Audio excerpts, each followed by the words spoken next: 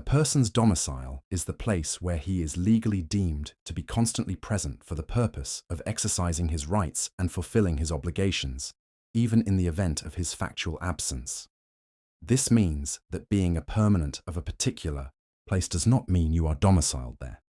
In South African law, domicile is governed by the Domicile Act 3 of 1992, and there are three types of domicile. Domicile of origin.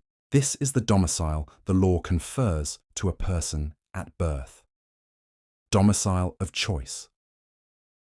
This is a domicile that a person who has capacity to act has chosen for himself by exercise of his free will. This means only people over the age of 18 or under the age of 18 with majority status can acquire this domicile. Domicile by operation of law. This is a domicile assigned to people who do not have the capacity to acquire a domicile of choice due to minority or incapacity. Two cases speak to the concept of domicile. 1. Domicile of origin, Grindle versus Grindle, 1997. The applicant, Mrs. Grindle, applied to sue the respondent for divorce by a dictal citation. She had lived in South Africa until she married the respondent in September 1995 in Cape Town. At that time, the respondent was permanently resident in Australia. He had always regarded Australia as his permanent home. In December 1995, the applicant emigrated to Australia to live with her husband. While on a visit to England in 1996, it became clear that their marriage was at an end. The applicant remained in England and took up temporary employment there, but intended to return to South Africa shortly.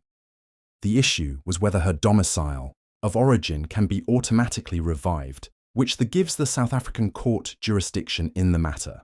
The court found it had no jurisdiction in the matter because she was not domiciled in South Africa. She had to move to South Africa and revive her domicile with the intention to stay indefinitely, then renew her application.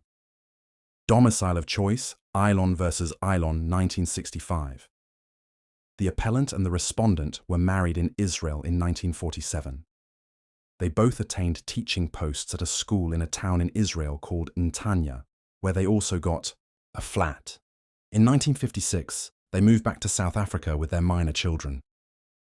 The teachers would work in a country for a fixed period, then settle in Israel again. Ilon couple extended their contract a few times and even applied for permanent residency in South Africa, which was granted at the same time they maintained family bonds, local Israeli citizenship, and movable property in Israel.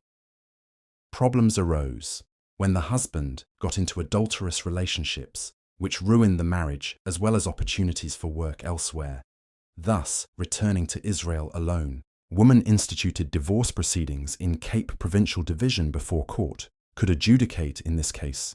It had to be determined whether defendant was domiciled in the area of court's jurisdiction.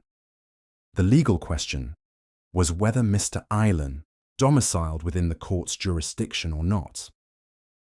The court held that the onus of proving domicile of choice is discharged once physical presence is proved, and it is further proved that the person had at the relevant time a fixed and deliberate intention to abandon his previous domicile and to settle permanently in the country of choice. Thank you for tuning in. Follow us for more law content.